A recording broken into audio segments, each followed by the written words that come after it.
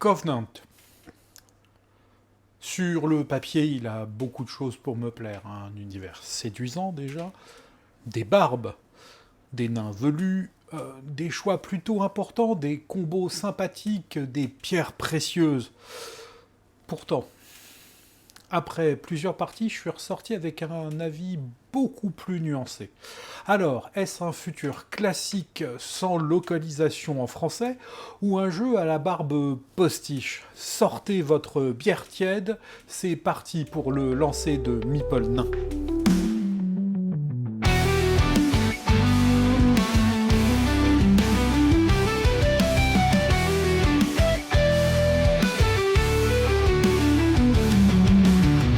Salut mes ludopathes préférés, nous sommes là pour vous parler de Covenant, un jeu édité par Des Bières au départ, par German P. Milan. C'est un jeu avec plein de nains avec des barbes et même des naines avec des barbes à l'intérieur.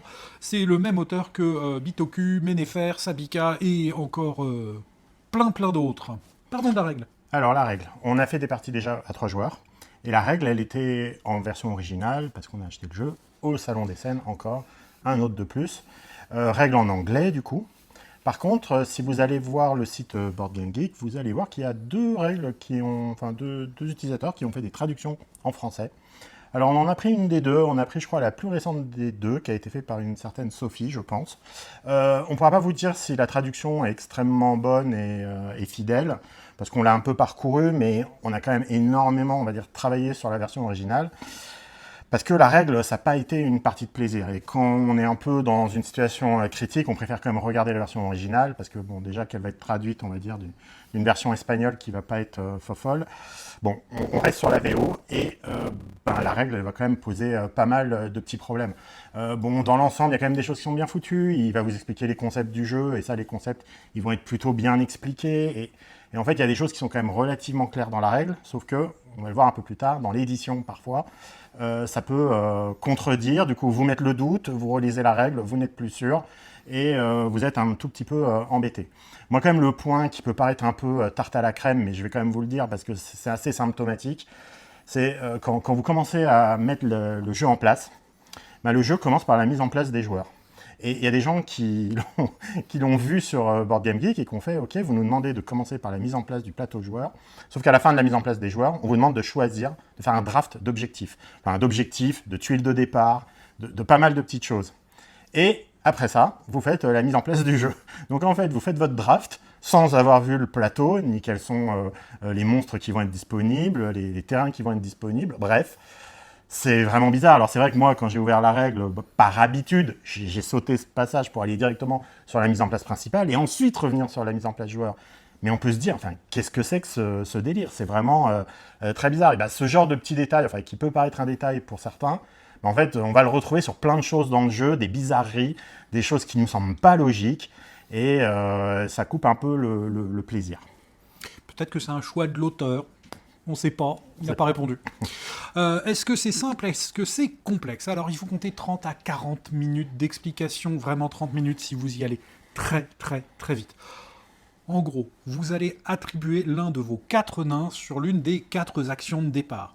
Ce seront toujours les mêmes, même si on a une qui viendra joker, ce sera toujours les mêmes 4 actions qui seront disponibles. La valeur du nain va déterminer la puissance de l'action, de 1 à 4, et elle peut être augmentée avec un jeton 1 ou 2, qui est une bière pas fraîche, pour aller jusqu'à potentiellement 6, voire 7 dans certains cas, ne spoilons pas. Alors ces actions, c'est découper du monstre, creuser pour obtenir des ressources, livrer pour obtenir des bâtiments à construire ou pourquoi pas aller chercher une majorité, et enfin construire des bâtiments qui sont là le gros moteur de scoring. Tout ceci va vous permettre de monter sur des pistes, obtenir plein de bonus, des coffres, des barbes dorées qui vous donneront des bonus à l'intertour, des rouleaux de pouvoir, des actions supplémentaires, enfin bref, il y en a beaucoup. Alors, les scorings sont au nombre de 8, il y en a 4 qui sont à monter personnellement, voire qui n'auront rien si on ne les déclenche pas. Il y a un scoring de majorité, et il y en a 3 qui vont être scorés tout au long de la partie, dont le premier qui va être scoré 3 fois, le deuxième 2 fois, et le dernier une seule fois. Parlons du matériel. Ouais, alors hélas, il y aurait énormément de choses à dire, je vais juste en apporter un bout, parce que je pense que t'en rajouteras une pelletée derrière. Évidemment, ça il y a plein de petites choses qui vont pas. Bon, l'iconographie, il y a une certaine iconographie qui est plutôt bien foutue. Dans la règle, il y a une page d'icono. Évidemment, il va y avoir des iconographies qui vont être mises dans les actions. Donc, tout n'est pas réuni au même endroit. La plupart de l'iconographie, vous allez la comprendre. Il n'empêche que, plein de fois, il y a des tuiles, notamment les tuiles parchemin, des tuiles objectifs. On voit les icônes, côte à côte, on les voit, on les comprend, mais on ne comprend pas bien l'objectif. On n'est pas sûr. On peut y donner 2 ou 3 interprétations, donc on est sans cesse obligé de revenir à la règle sur cela, parce qu'il y a toujours le doute. Ça semble clair, mais ça ne l'est pas forcément. Donc ça montre que potentiellement, il y avait encore de la précision à amener sur l'iconographie qui n'a pas été faite. À la première partie, on a raté plein de petites limitations de parties à 4 joueurs qu'on n'a pas vu. Sur le terrain, il y a un tout petit 4 à côté d'une petite icône. C'est minuscule, il faut vraiment avoir le nez dessus pour le voir. On ne l'a pas vu, on s'en est rendu compte après qu'il y avait des trucs comme ça qu'on ne pouvait pas atteindre. Bon, pas grave, mais c'était vraiment trop petit, c'était pas possible.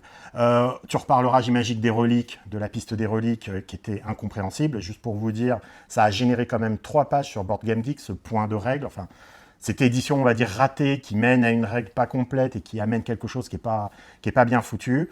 Au final, c'était surtout une icono qui était manquante. Bon. Et il y a une aide de jeu fournie. Bon, elle est indispensable, tu diras pourquoi. Mais en tout cas, c'est de la bonne aide de jeu, 4 pages, bien large. Voilà, donc il y a des trucs plutôt bien. Moi, j'aime bien les couleurs qu'il y a sur le plateau. Bon, on aurait pu revoir la disposition. Mais voilà, il y a aussi plein d'autres problèmes qui compensent les choses bien faites.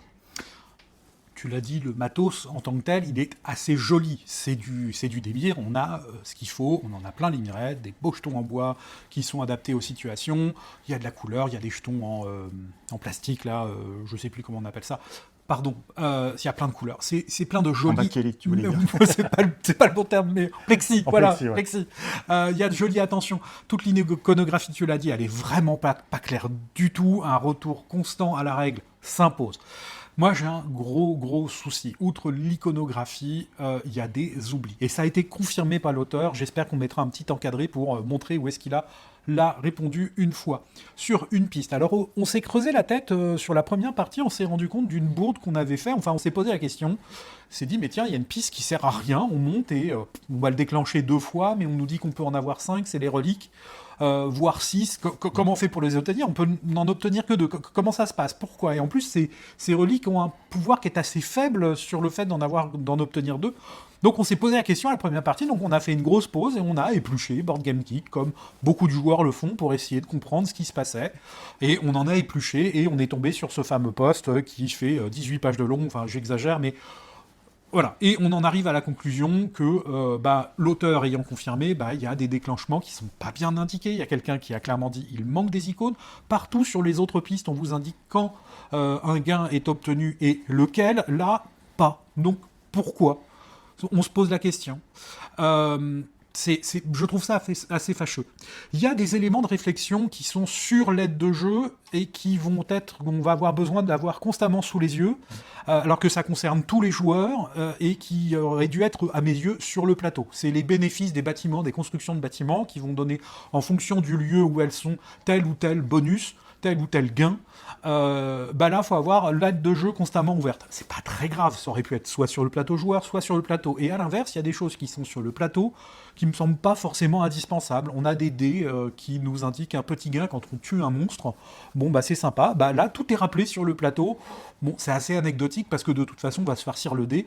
Et ça aurait pu être mis dans l'aide de jeu ou quelque part sur la règle. C'est largement oubliable parce que on prend ce qu'il y a, alors que de savoir où poser son bâtiment, on a constamment le nez dans son aide de jeu pour savoir qu'est-ce que ça rapporte, qu'est-ce que l'autre va gagner, comment je vais pouvoir combiner ce que ça me rapporte et ce que me demandent les objectifs, parce que les 3 objectifs de la partie sont tous liés à des constructions. Donc on est constamment en train de faire la balance et de regarder dans cette aide de jeu, de regarder ce qui est possible, comment l'obtenir, enfin bref, on fait des allers-retours un peu partout alors que ça aurait dû être appelé sur le plateau. J'insiste un peu, mais je trouve ça assez lourd de ce côté-là. Et il y a un autre truc qui me chagrine, c'est le compteur de manches. Alors on a un joli compteur de manches, qui est joli, il n'y a pas de souci. Alors on va commencer le premier tour, on va chacun faire ses 4 actions, super, et puis ensuite on va avoir l'intertour avec le petit feu de camp, c'est joli, c'est mignon. Et ensuite on nous dit qu'il faut déplacer sur le curseur d'après, qui indique la deuxième manche, mais attention, il y a l'objectif de fin de première manche qui se trouve après l'indication de la deuxième manche. Mais il faut le compter à la fin de la première manche.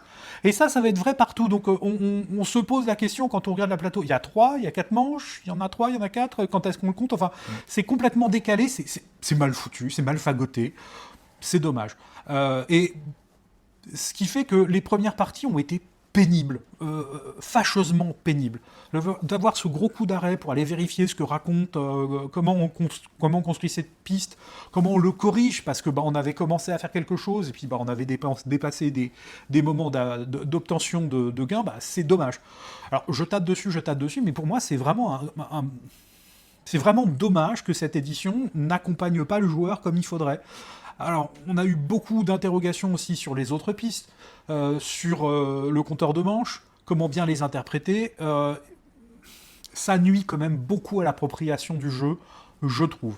Ça hache beaucoup la partie, quoi. Oui. Alors, je crois quand même que ces gens de chez Des Beers savent développer un jeu.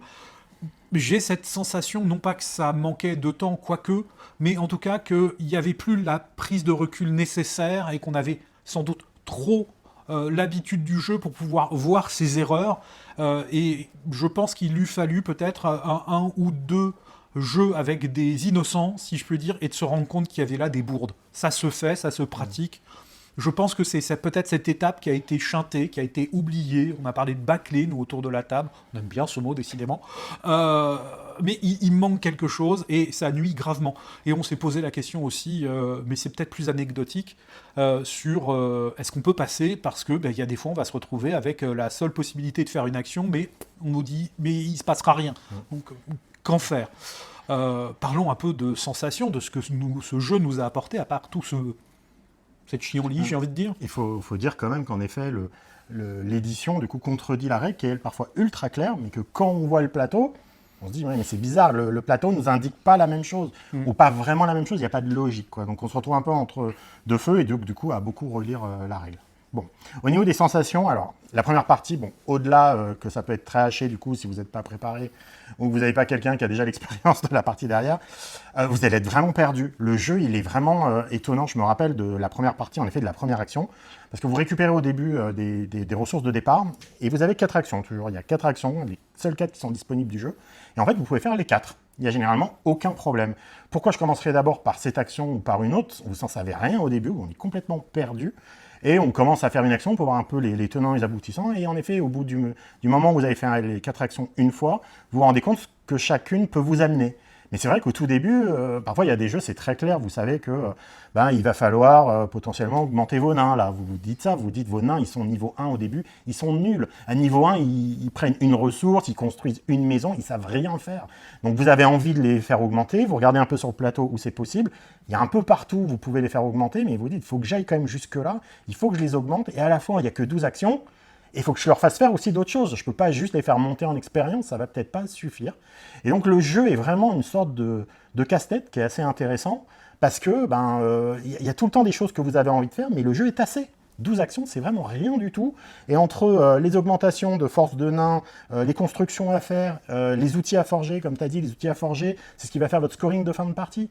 Et parfois, vous avez envie d'avoir un bonus quand vous allez avoir ces scorings. Vous avez des bonus super intéressants sur votre plateau, sauf qui correspondent à une stratégie de points qui vous intéresse peut-être pas. Donc, on est vraiment dans le jeu où il y a ce casse-tête, il est là, il est vraiment très bien imbriqué, je trouve, avec des choses un peu antinomiques. On se dit, on ne peut pas tout faire, il faut bien choisir, et il faut quand même essayer d'en faire un maximum. Et vous êtes sans cesse dans cette réflexion, et chaque action doit être forte, parce que, voilà, avec 12, si vous en avez une un peu faible, vous vous sentez un peu démuni, quoi. Donc intéressant en termes de sensations. Outre tous les problèmes qu'on a cités précédemment, la mise en place, elle est aussi affreusement chiante, disons-le comme c'est.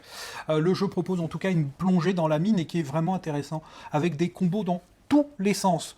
On parlait de bonus obtenus ici et là qui vont vous permettre d'augmenter temporairement un nain, d'obtenir une ressource qui vous manquait, d'augmenter une action, parce que ça aussi, ça va participer à la puissance de l'action, et peut-être combiner à quelque chose d'autre. Enfin, faut vous dire que Si lors de votre action, vous ne réalisez pas un combo, c'est que vous avez mal foutu quelque chose. La réflexion, elle est intense, et ça, c'est agréable, c'est bien. Parce qu'on va chercher la bonne action à réaliser. On va aussi planifier dans sa tête. Je vais d'abord faire ci, puis je vais faire ça. Je vais aller chercher mes ressources. Je vais construire, mais construire, ça ne demande pas de ressources. Mais je vais quand même vouloir aller chercher une petite tuile pour aller me rajouter une action qui va me demander des ressources. En tout cas, ces actions, elles sont, certes, peu nombreuses, 12 au total, tu l'as dit, ça s'enchaîne de plus en plus lentement. Le jeu a tendance à ralentir. Certes, au début, on va faire peu de choses ou des combos assez ramassés, voire peut-être pas, mais plus on va avancer dans la partie, puis on va aller chercher ces combos et on va les appliquer. Et donc les actions, certes, on va les attribuer une fois, non, mais ça va s'enchaîner, s'enchaîner, s'enchaîner. Ça, c'est follement prenant de ce côté, c'est très bien foutu. Là, on y passe, à mes yeux, un bon moment de réflexion. Même s'il y a peu d'interactions, je vais me permettre d'enchaîner, parce qu'il y a des blocages qui sont quand même possibles, il y a des places qui sont à prendre avant un autre, des bonus, même chose, mais au final, chacun est quand même assez dans son coin, c'est pas foufou de ce côté-là, mais la réflexion, elle est quand même là, donc j'arrive à y faire abstraction de ce côté-là, de pas totalement jouer avec les autres, parce que de toute façon, ça râle. À peu de moments, un joueur peut déplacer des monstres sur la carte, ce qui peut libérer quelques points sans pour autant réellement renverser la table.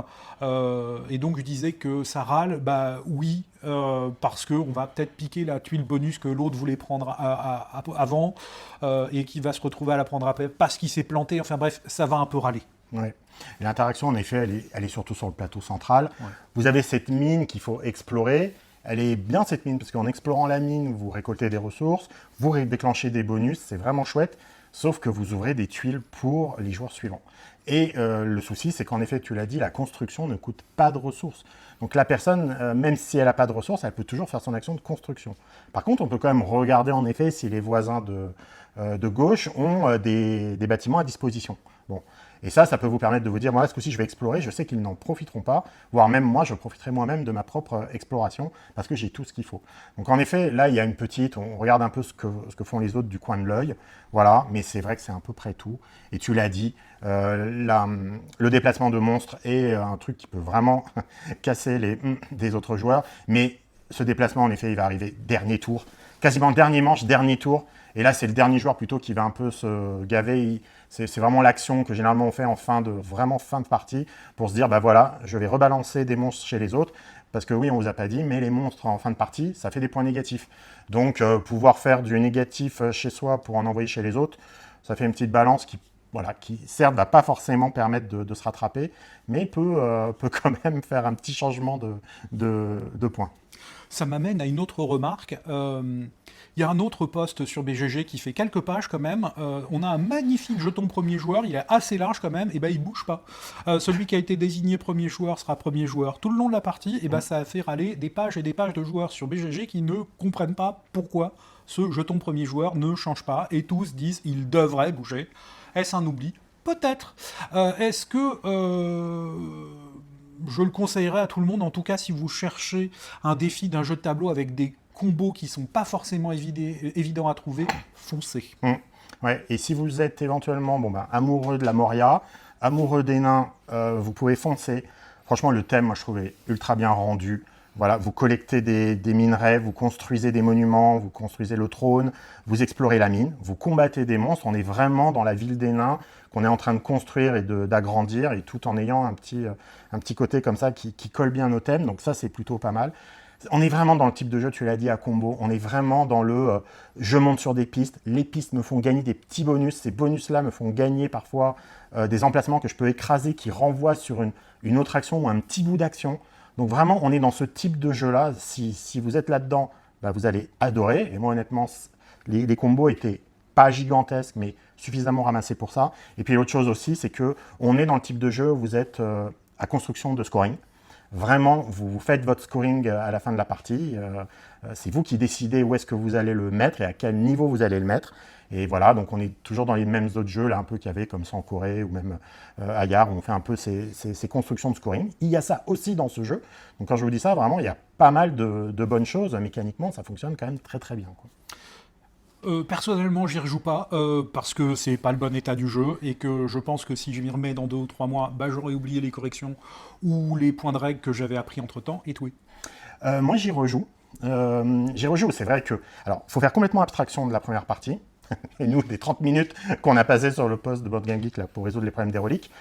Une fois qu'on passe ça, la deuxième partie, et surtout qu'on comprend mieux le scoring et les imbrications des actions, le casse-tête devient vraiment intéressant, la mécanique devient vraiment intéressante. Comme je dis, on est sur un jeu ramassé, donc en vrai, ça m'a donné envie d'y revenir parce que on s'améliore, n'empêche, on s'est amélioré à chaque partie. C'est vrai qu'on rigolait au début, on a dépassé péniblement les 100 points à la première partie, genre 101 ou 102, et on se disait, mon Dieu, il y a moyen de dépasser 200, il y a un token 200, on se dit, on va y arriver. Alors, sur les suivantes, on a dépassé beaucoup plus, on est encore loin des 200, donc j'ai l'impression que le jeu, on a encore un peu sous le capot, et qu'on peut encore mieux optimiser et mieux faire son chemin.